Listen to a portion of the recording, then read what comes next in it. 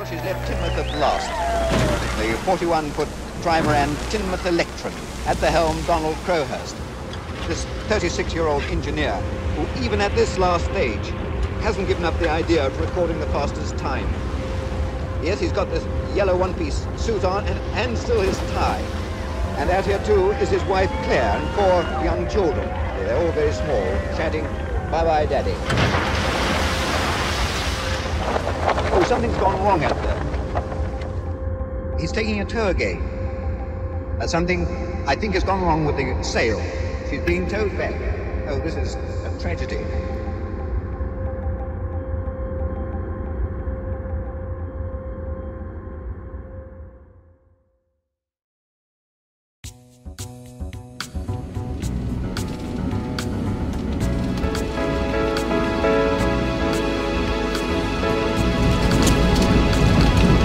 There it is! Teignmouth!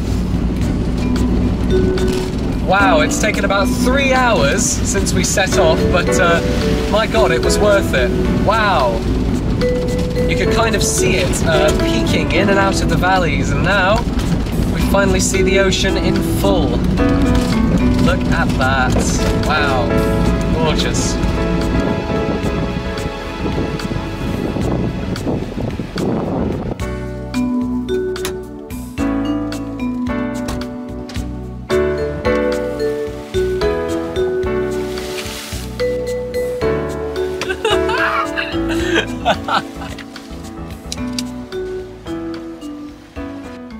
Now that we're settled, let's explore the place. Welcome to Teignmouth, a beautiful seaside town and fishing port located near the mouth of the River Tyn. It's a sleepy little place that's seemingly been in hibernation since the late 1960s. Its independent bookshops, record stores and shoemakers are all hallmarks from an era long gone. As is the outdoor pool, the Lido, and the town's charmingly dated pier, complete with hand-painted boxes showing pictures of the promenade's glory days. The goggle box, great! Press it. It was a bank holiday Monday when I arrived, and the sun was scorchingly hot. The first thing that jumped out at me was how deafeningly silent the place was. Deserted might have been a better description. An elderly couple were sitting on a bench enjoying ice creams. A few kids were having fun over at the outdoor skate park. And all I could think about was how blissfully unaware everyone seemed to be. How they had just come down for a family day out. But I was here for a very different reason. I have never put to sea in such a completely unprepared state in my life. Nevertheless, stipulations were that competitors would leave by the 31st, and leave by the 31st I did.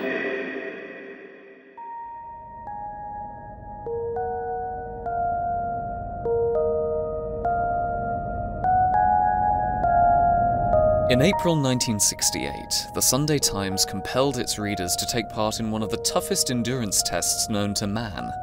They called it the Golden Globe Race, a sailing race unlike any other, that would demand from its participants a non-stop, round-the-world expedition, alone. Experienced sailors from all over flocked to the opportunity in a bid to win the Golden Globe Trophy if they were first home, or a £5,000 cash prize should they be the fastest. There were 8 sailors ready to take on the brutal waves of the roaring 40s, until one last mystery man stepped in, seemingly from nowhere.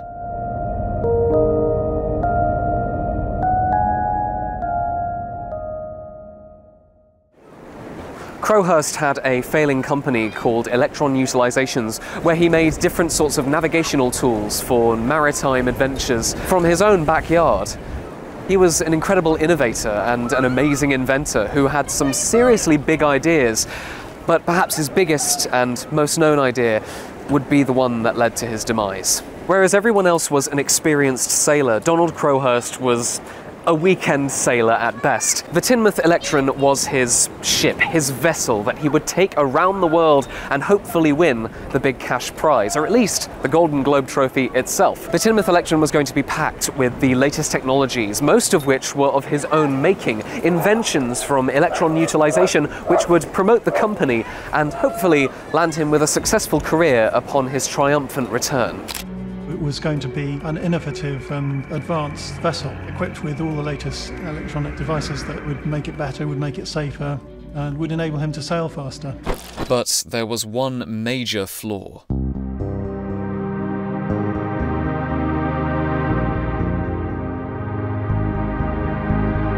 Donald didn't have his revolutionary new boat ready yet. In fact, it hadn't even been built. Most of the competitors were preparing their already sturdy vessels for the race, but Crowhurst decided to start from scratch. Even if he was in no financial position to do so, his company wasn't very profitable. Donald's wife and 4 children were barely able to eat off it, so he set out to do the impossible, and found people to finance his dream. His main sponsor was a local businessman, Stanley Best, a caravan and motorhome dealer who had already invested heavily into electron utilizations. This really was an exciting venture, and I'm not an adventurous person so far as I'm concerned, but it was interesting and compelling to join in, even at a distance. Stanley Best made my father sign an agreement. If he dropped out before the race began, or dropped out early on in the race, he would be forced to buy the boat back. In effect, my father would be bankrupt. The house we lived in would have to be sold. He was gambling everything. He had staked everything on being successful in the race. Everything depended on it.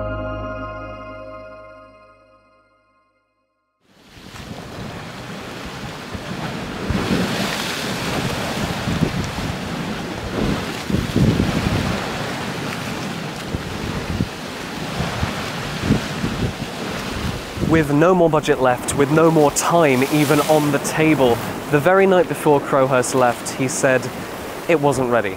Teignmouth Electron, this amazing idea of his, they had a good go at it, but he couldn't get it right.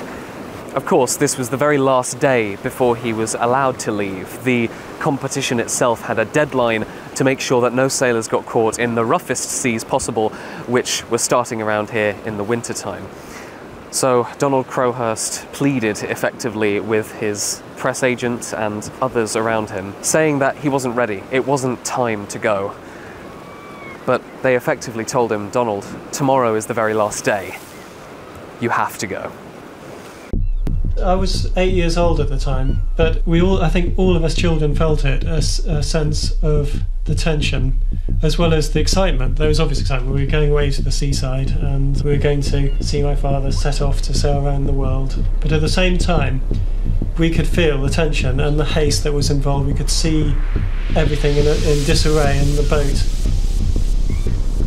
It was absolute chaos. The inside of his trimaran resembled nothing less than a car boot sale warehouse. It was piled up with electronic bits, with wire, with equipment, with tins, with bags, with ropes, with everything. It really was total chaos, and it never seemed to get any better. There was this indefinable feeling that there was something terribly wrong and that my father was involved in something unstoppable. As Donald Crowhurst arrived in Teignmouth, there were hundreds of thousands of people all lining this seafront, waiting to see him off. It was probably the biggest occasion the town had ever seen. There was a buzz in the air, and that idea of challenging new frontiers, going to the moon, setting out, going round the world in one go with no stops, it was an exciting, prosperous one that Teignmouth was excited to be a part of. Now we turn to Teignmouth in South Devon, on the last day on which Donald Crowhurst could start on his round-the-world voyage. The rules of the Sunday Times race say that all competitors must have started by the end of October. And at 3 o'clock this afternoon, after innumerable delays, start Mr. Crowhurst did.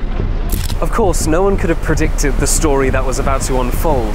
Donald Crowhurst, as soon as he disappeared off that horizon, went into oblivion, effectively. I'm thoroughly enjoying this cruise. The boat has been extremely well behaved,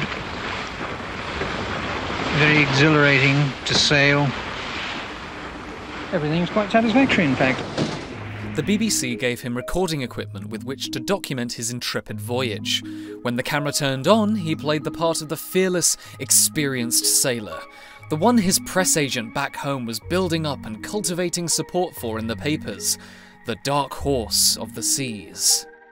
But the moment it stopped, he was anything but. One of the striking things that the logbook shows, the difference that developed from quite an early stage in the voyage between what my father was prepared to tell other people about what was happening on the boat and what he knew himself the situation was. Problems started almost immediately. Leaky hatches, incorrect heading, electrical faults. He never had the time to work these problems out before departure, and now he was suffering the consequences. Every hour of every day, there was a new problem. Every minute, there would be a new setback. Crowhurst had to bail out water from one of the flooding compartments with a bucket every day because the incorrect rubber gaskets were installed on one of the hatches, making his revolutionary boat a death trap disaster. And he hadn't even hit the roughest seas yet. But still, he pressed on, never telling anyone back home of the problems he was facing, of the tension he was feeling, of the stress that was building.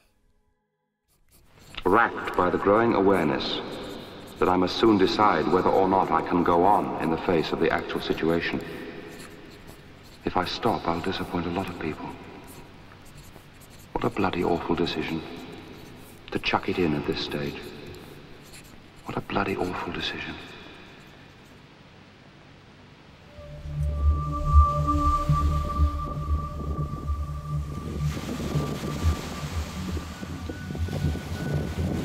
Progress reports he sent home showed little sign of improvement. His competitors were already battling the rogue waves of the roaring 40s many miles ahead. Nigel Tetley, Robin Knox-Johnson and Bernard Mortissier were fast chiselling their names into the pages of history books, banishing the rest to obscurity. But for Donald, being a footnote was never an option. Pretty soon, Crowhurst knew that he couldn't continue on. He was faced with an impossible crossroads. He couldn't go back because of the financial pressures, and his house would be taken from him. Pretty much everything he had, he staked on this great adventure. He obviously couldn't go forward because the major waves in the Pacific would swamp him. It was suicide to go forward. So, is there a third option? As a matter of fact, there was a third option. He decided that the only way to continue on and even remotely get through this awful ordeal that he'd got himself into was to, for lack of a better word, cheat.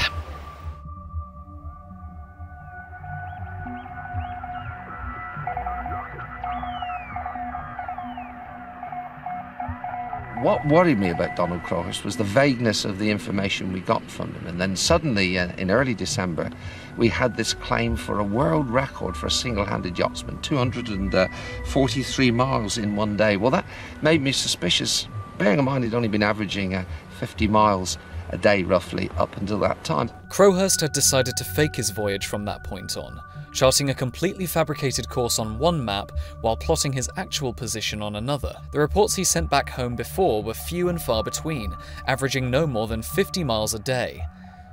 But suddenly, everything changed. And now he was setting record speeds. No one for a moment doubted that it was true. The lavish and colourful imagination of Rodney Hallworth, his publicist, eating up every transmission as they flew in from across the seas. Even if they were cryptic, Hallworth would add a heaping dose of embellishment to siphon a story from them. And slowly, but surely, more people started to get behind the homegrown British hero. A swell of support for him growing larger and ever more enthusiastic, back on dry land. From the outside, things were looking good for Donald, especially as most of the other competitors had started to either capsize or call it quits. As cryptic and undecipherable almost messages continued to flood in, there was one that struck everyone with a bit of worry. He stated that his generator hatch had been sealed and therefore couldn't make transmissions. He would make them when possible. And needless to say, this kind of freaked out his press agent a bit. It was a crucial moment in the race. It was imperative for Rodney and everyone else on Fleet Street to get the latest information on Crowhurst, because at this point, everyone, not just everyone in the town of Teignmouth, was rooting for him. But this was a strategic move by Crowhurst. Knowing his popularity started to soar to new heights back home, he thought too many eyes would be on him and his real position might be given away, exposing him and all the lies he'd told. Fearing this, he went silent for 3 months and decided to sail the comparatively calmer seas down to Argentina, where he was forced to make landfall to repair his sinking vessel. March the 2nd. Repair float. No proper materials. Large sheet ply, large timbers, screws, glue. Also require oats, meths, rice, vindaloo paste. March the 6th. Towed into Rio Salado by Prefectura Nacional Maritima de Argentina. This was, of course, against the rules of the race, but he'd already gone far past the point of competing legitimately, and in a few hours he was back out at sea with a plywood patch keeping the water out. It was at this point that he made contact again after 3 long months of silence, claiming he was on his way home after battling the roughest parts of the journey. It was then he learnt that one of his fellow competitors had made it back safely. Morning of Tuesday, April the 22nd. Falmouth awaits the arrival of Robin Knox Johnson aboard his 32-foot ketch Suhaili. Crowds now pouring in all around the Cornwall coast. The binoculars, the telescopes are out. As his bows cross the line, a cannon should be fired, and the voyage will be over. There he is, look at the smile. He really is enjoying this. This is tremendous. And the cannon is gone, and Robin Knox Johnson and Suhaili have sailed non-stop around the world. The first to make it back was Robin Knox Johnson. He, of course, got the Golden Globe trophy and came back to an incredible reception. Now only Mortissier, Tetley and Crowhurst were left, battling it out to see who could be the fastest to make it home. Mortissier, however, was profoundly affected by the isolation of the journey, and only a few miles from home, decided to turn back and go round the world a second time. In his own words, he was never in it for the money or the prestige. He was, in reality, a loner, and was a bit alarmed by the idea of all the crowds that would greet him upon his return. With Mortissier having now dropped out of the race entirely, Crowhurst formulated a new plan. He was actually banking on Tetley beating him. Coming in 3rd place would still be an incredible achievement in itself, but would also come with less scrutiny. If he could come in 3rd place, he would still make a good name for himself and get enough publicity, but no one would have to check that his records were accurate. He could have safely avoided any attention. It was perfect. Nothing could possibly go wrong.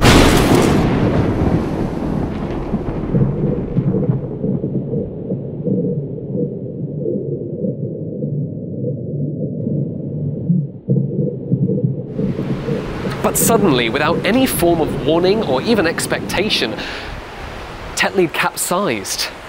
He'd pushed his boat too fast because he heard that Donald Crowhurst was coming up behind him. Crowhurst was so insanely fast to everyone else's eyes that Tetley decided to push as hard as he possibly could to try and win that £5,000 cash prize, and as a result, pushed too hard. As Crowhurst heard the news of Tetley's capsizing, he was now forced into an impossible position. Now, he was going to win this competition, whether he liked it or not. The pressure ate him up inside.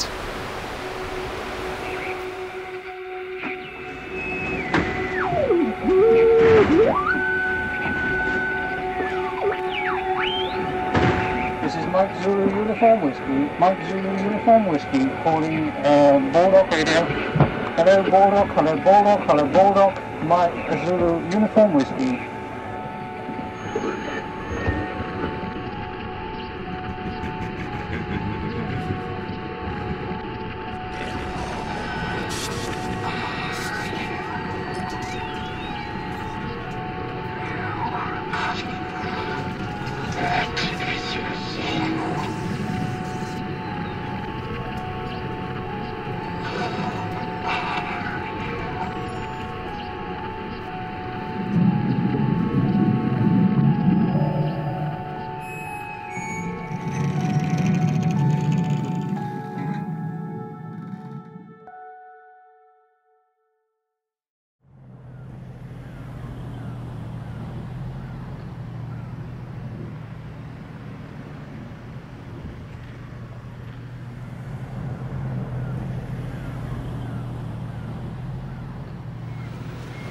I was annoyed with the cosmic being.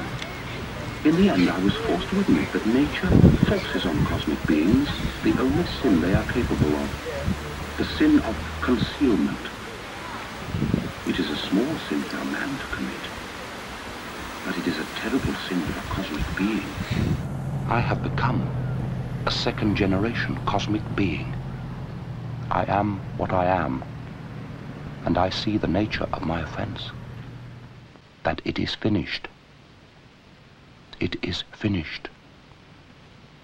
It is the mercy.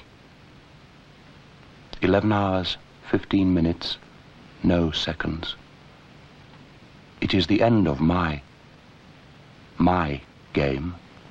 I will resign the game, 11 hours, 20 minutes, 40 seconds. There is no reason for harmful.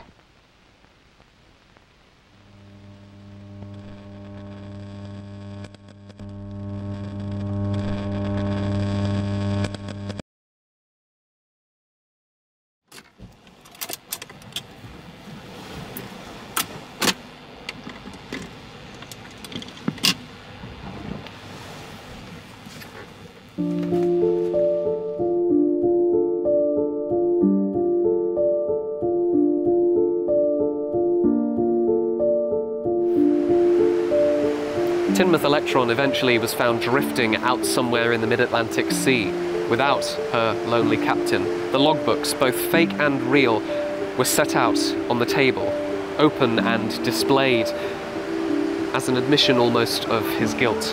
Rodney Hallworth was there when Teignmouth Electron was pulled into a port. He read through them and realised what had happened, and apparently vowed never to speak of what happened in the last hours of Donald Crowhurst's life. But in reality, he'd actually already sold them to a London newspaper for publication. And without her knowledge, Claire's husband's last words, his last thoughts, feelings, and mental state were published for the entire nation to see. Rodney Hallworth stumped through the front door, and while I was sort of staring in amazement, he said, Donald didn't sail around the world and he committed suicide. And I think that is the most appalling thing to do to anyone. I will never forget those words. The logbooks documented Donald's headfirst dive into madness before the bitter end, where he rants about cosmic beings torturing him in a game of chess played far beyond the sea. Crowhurst's body was never found, but this story does have a faint glimmer of a silver lining to it. Robin Knox Johnson, the first and only competitor to make it home, gave the £5,000 cash prize to Crowhurst's family to save them from being kicked out of the house. A truly heroic act that only further shows what a gentleman he is. Teignmouth Electron was later sold from owner to owner as its story faded slowly into obscurity, before eventually winding up wrecked on the shores of the Caribbean, where its derelict remains lie today. This video might have come as an unexpectedly dark surprise in the otherwise positive catalogue of episodes that I usually make. But as someone who put a lot of strain on his own family and mental health to get a dream to come to life, with thankfully differing results, Crowhurst's story is always one that I've slightly related to and really wanted to tell. Though he was way out of his depth and went to extreme lengths to try and achieve his dreams of grandeur, no one can say that he didn't give it his all. He wanted the best possible life for his wife and children, even if he had to gamble their livelihood in the process. And that's what I take from this story the most. The fact that every negative facet has a positive intention or idea behind it, making Crowhurst's idealistic blunder a quintessentially human tale. Everyone has dreams. Everyone has flaws. Donald's simply caught up with him before the finish line could be crossed. But to him, and to all those who dare to dream, happiness is always worth fighting for.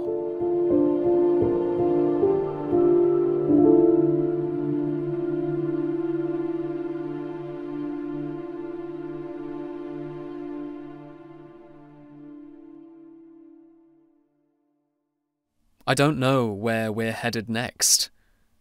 I don't know what other stories are out there to tell.